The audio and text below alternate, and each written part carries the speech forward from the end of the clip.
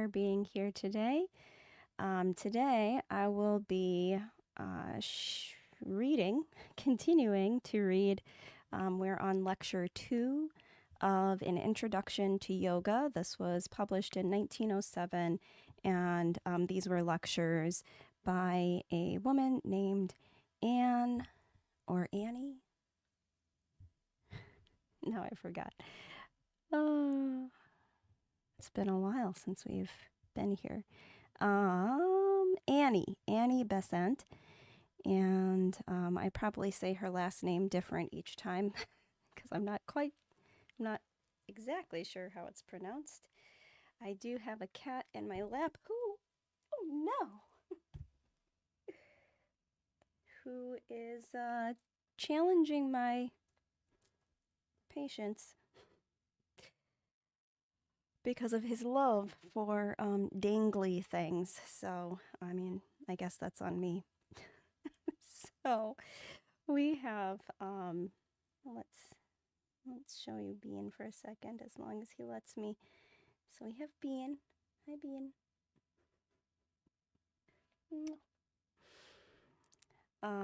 Hopefully he just chills in my lap. We will see what happens. But yeah, so we are on lecture 2. We were going through lecture 2 and on note 6. So as it suggests in the description, I do recommend either reading for yourself, because you can find everything that I'll be reading on these yoga story times is available on the Gutenberg Project website, and that is gutenberg.org. So you can find all kinds of public domain works free for you to read.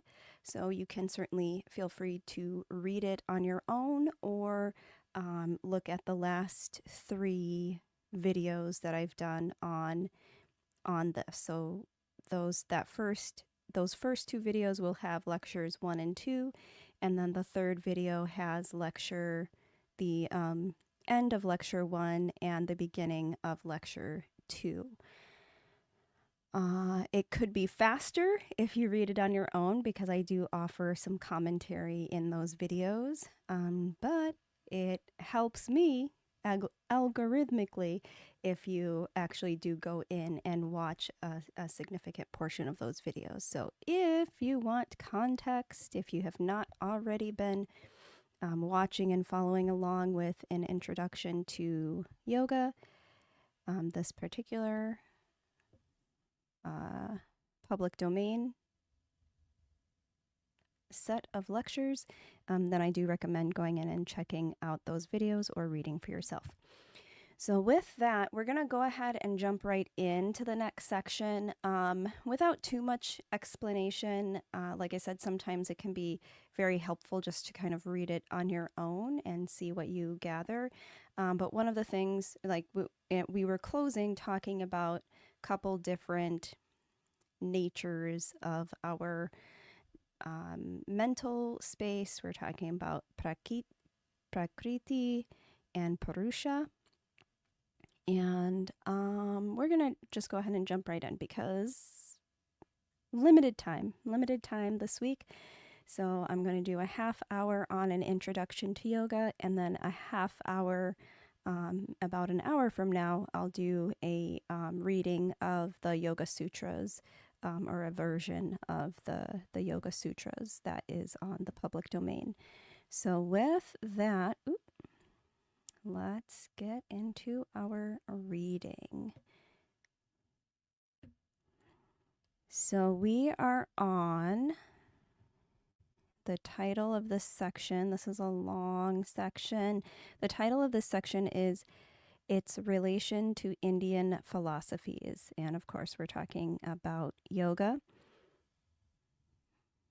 And I realize I already have some commentary, and maybe I've said this in the past. So yoga's relationship to India and Indian philosophies.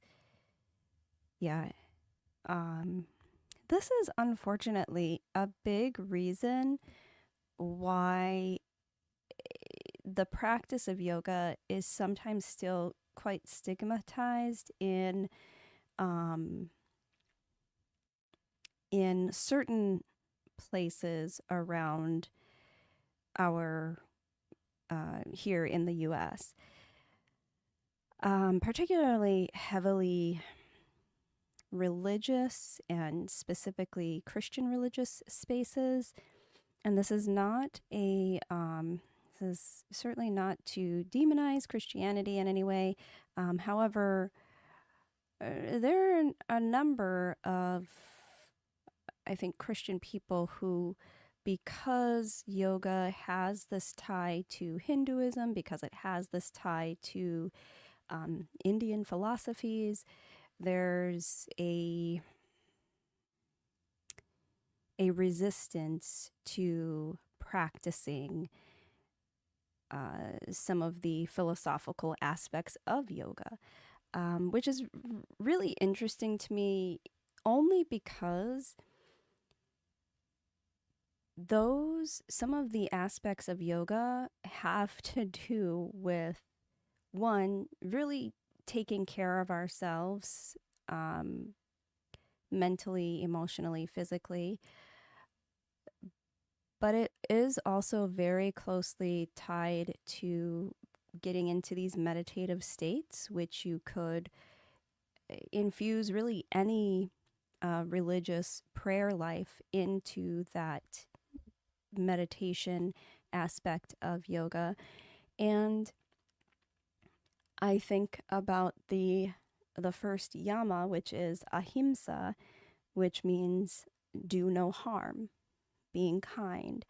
And so that the fact that one can take that practice alone, that practice of kindness alone, and that's yoga.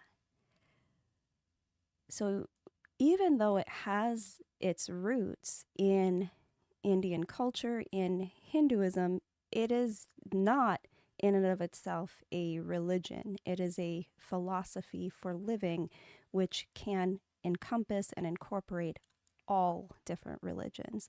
So I just wanted to share that as sort of a way for us to, hopefully for people to think a little bit differently, who might have some hesitation around practicing yoga.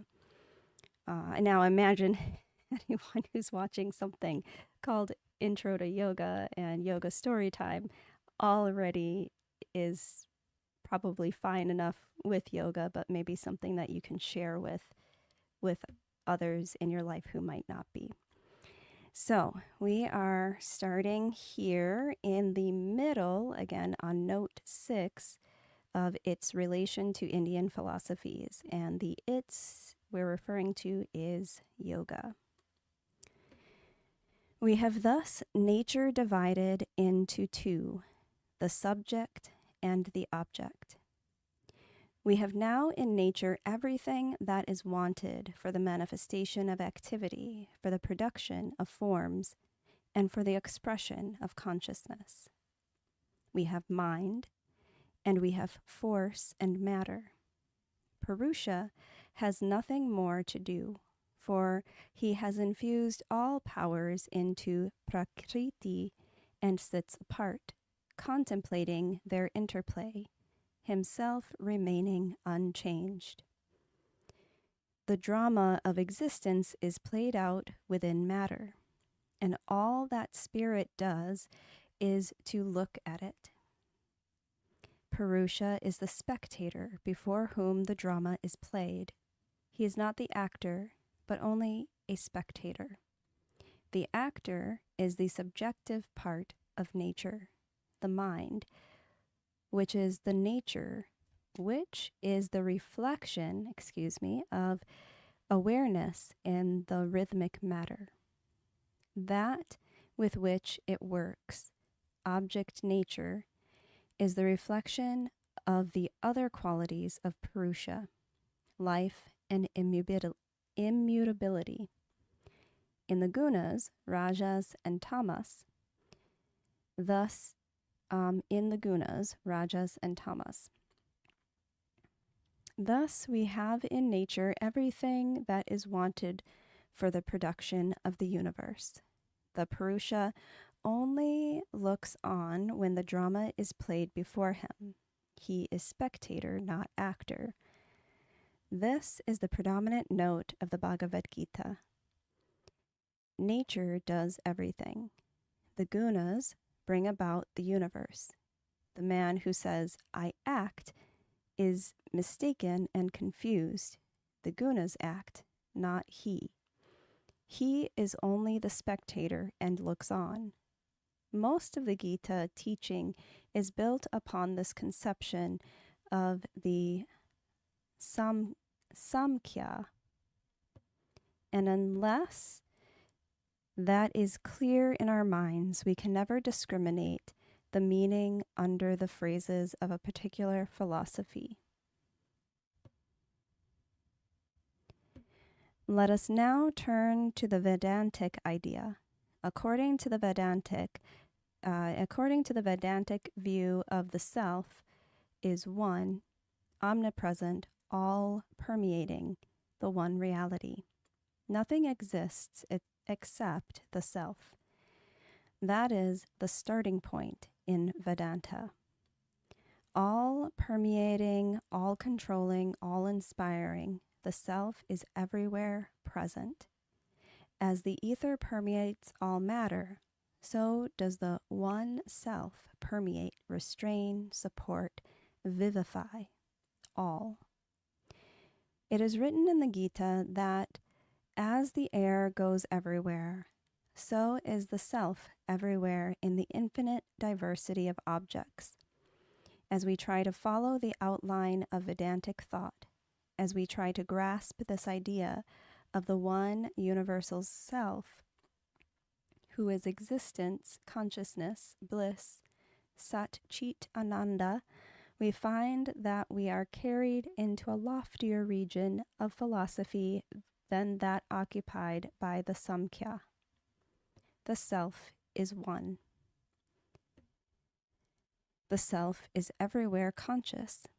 The self is everywhere existent. The self is everywhere blissful.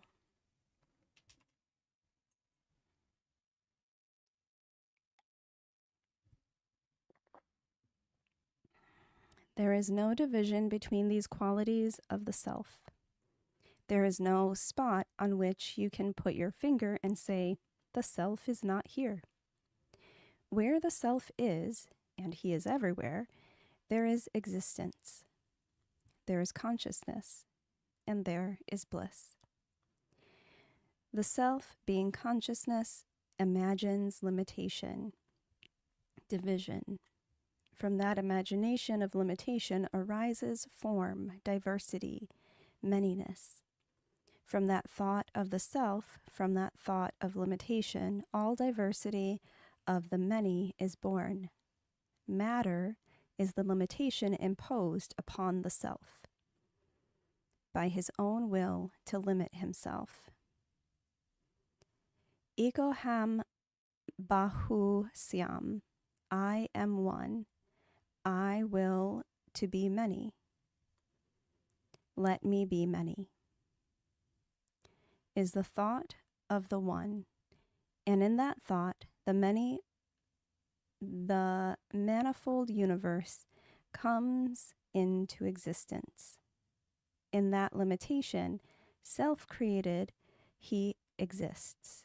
He is conscious, he is happy. In him arises the thought that he is self-existence. And behold, all existence becomes possible, because in him is the will to manifest. All manifestation at once comes into existence, because in him is all bliss. Therefore is the law of life, the seeking for happiness, the essential characteristic of every sentient creature. The universe appears by the self-limitation in thought of the self.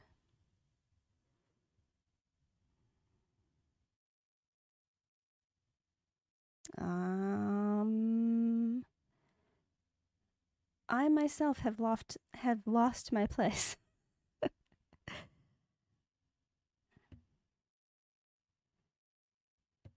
Okay,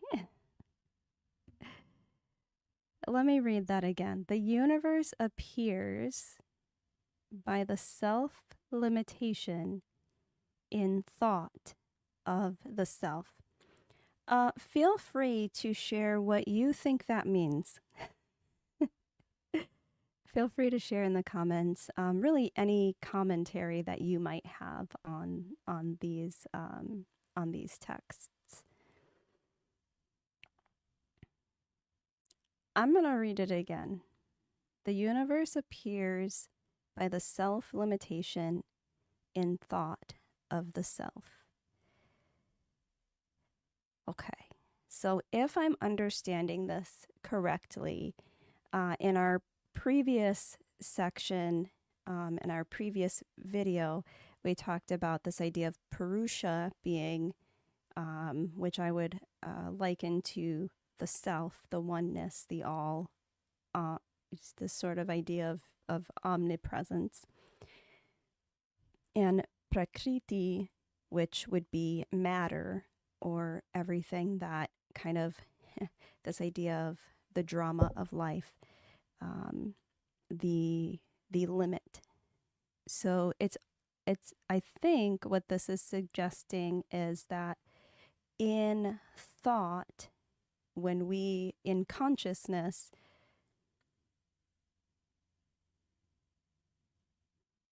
when we are in our senses experiencing or sensing the universe, this is prakriti, right? Because we're all the experience, we each individually have unique experiences, are for the most part subjective experiences of the universe around us. And as we think of self, oh, okay, I am self, then we're already separated from that oneness of self.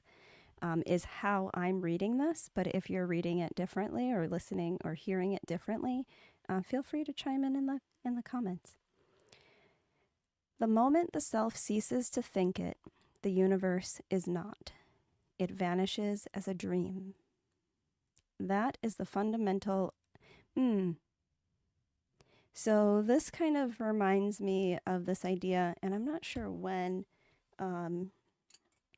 I don't want to take too much time since we have a little bit more limited time today to look stuff up. But that of like when this quote was said. But this idea of I think, therefore I am. So this was published in 1907. So let me, should be taking notes anyway. So let me take a quick note on this.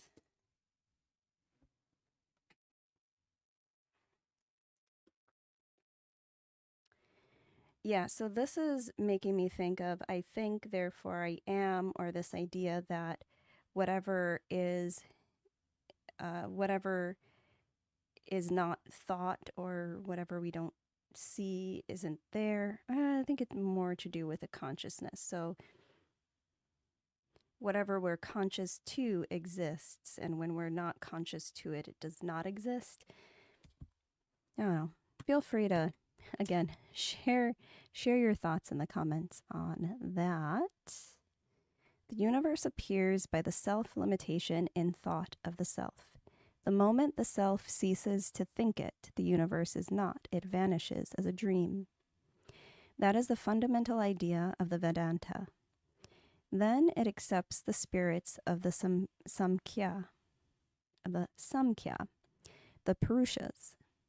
But it says that these spirits are only reflections of the one self, emanated by the activity of the self, and that they all reproduce him in miniature, with the limitations which the universal self has imposed upon them, which are apparently portions of the universe, but are really identical with him.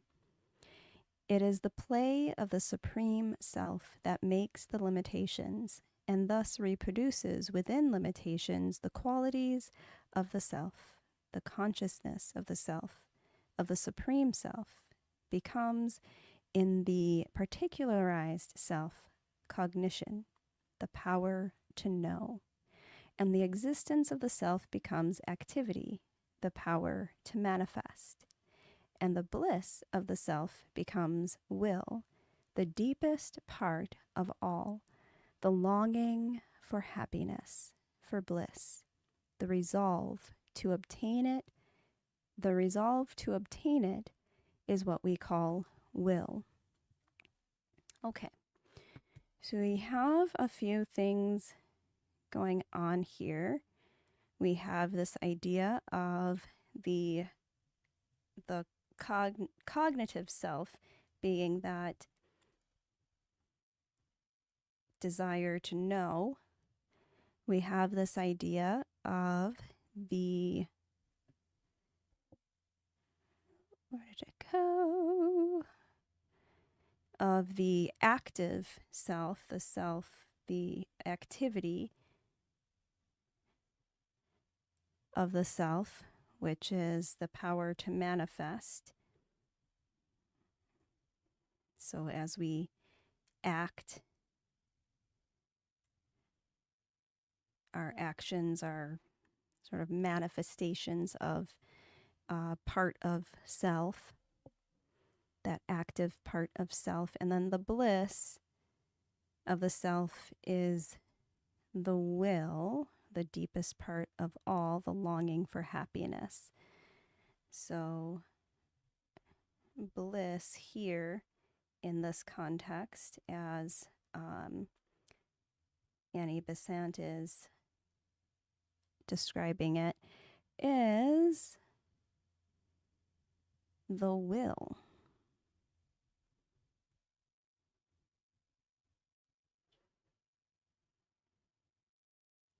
Okay. So we have knowing, we have action, and we have will.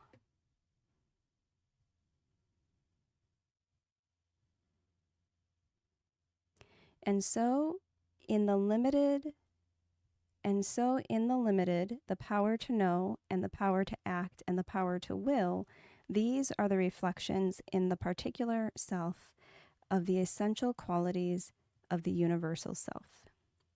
Otherwise put, that which was universal awareness becomes now cognition in the separated self. That which is the universal self was awareness of itself becomes in the limited self-awareness of others. The awareness of the whole becomes the cognition of the individual. So with the existence of the self-existence of the universal self becomes, in the limited self, activity, preservation of existence.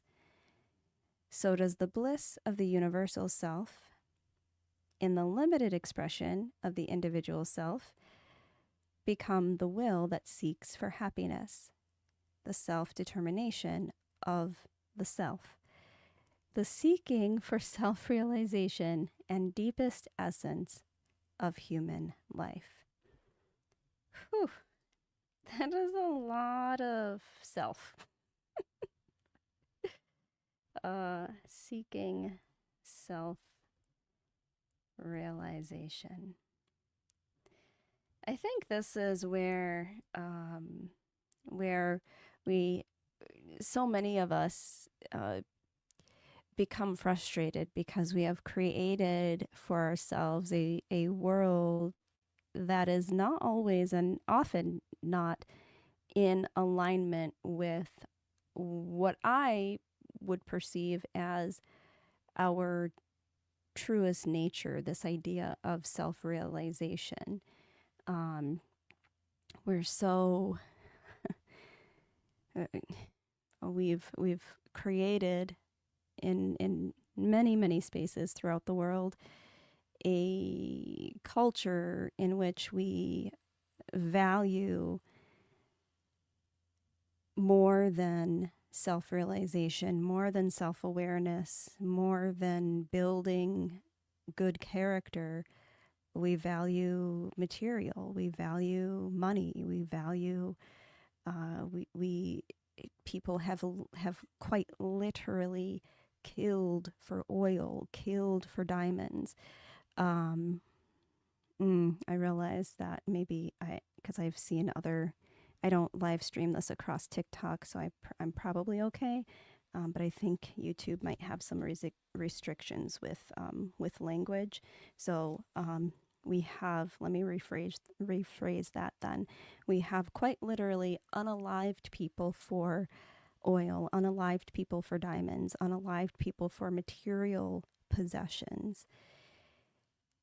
And this is, I think, sometimes the frustration that arises in us, the tension, the drama of life that arises is a tension between who we are at the deepest levels of our true self and the world we have created largely based on a desire for power, a unrelenting greed, and a lack of self-awareness, a lack of understanding ourselves or even attempting to understand ourselves or others. So I see that we're coming up to time for today. A little bit shorter reading today. I'm still not going to get through this entire section. However, let me mark where we're at. The deepest essence of human life. Yeah, so I think we'll actually close there for now. I'll be back on in about an hour. I think I have it set for 2:30, maybe sooner than that. I'll be back on in a bit to read from the Yoga Sutras. So a version of the Yoga Sutras or an interpretation of the Yoga Sutras that is in the public domain on Gutenberg.org.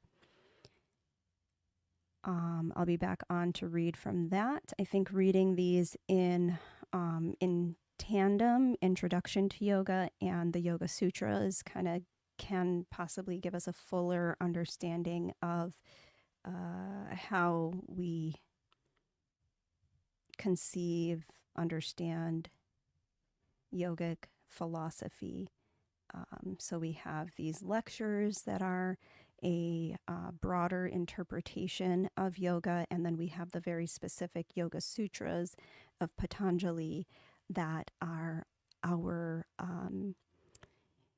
that have long been thought to be the beginning of yogic philosophy and where a lot of our yogic practices stem from.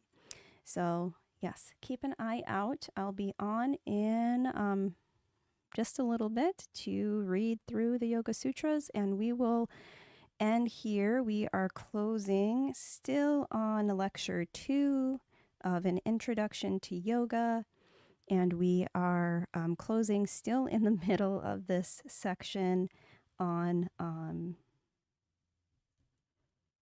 trying to remember without having to scroll back up to the title of it, but I can't. So, yes, its relationship to Indian philosophy. And here we've only gotten through a few paragraphs yet, closing on that last sentence, the self-determination of the self, the seeking for self-realization, the deepest essence of human life. So I'm going to jot that down for next time. Essence of human life. And I will be back on, I think, a few times this week to continue reading. I have a little bit more space to do so. So yeah, keep an eye out for these live readings. And thank you for being here. If you would like to continue to support the work that I'm doing and the way that I'm trying to build this this kind of quieter, more meditative space, you can follow me here on Twitch. My goal for December is 25 followers in that space. You can subscribe on YouTube. My goal for December is 150 subscribers, and I'm at 130, so very, very excited for that and very thankful for those who are following and subscribed. You can also connect on LinkedIn and follow on my Yoga Story Facebook page. However, YouTube will be the place that these videos will always and forever be, as long as they can be. These videos will be available always in that space. So Twitch and YouTube, the two main spaces that I'm looking to build up the community, and YouTube that being that space that will always house previous videos. So with that, let's together breathe in through the nose. Open mouth, exhale, let go. Maybe taking a moment here to journal and process for yourself what you have heard and how you have received today's reading. Thank you, as always, so much for being here. Thank you for being you. Take care of yourselves out there. Peace.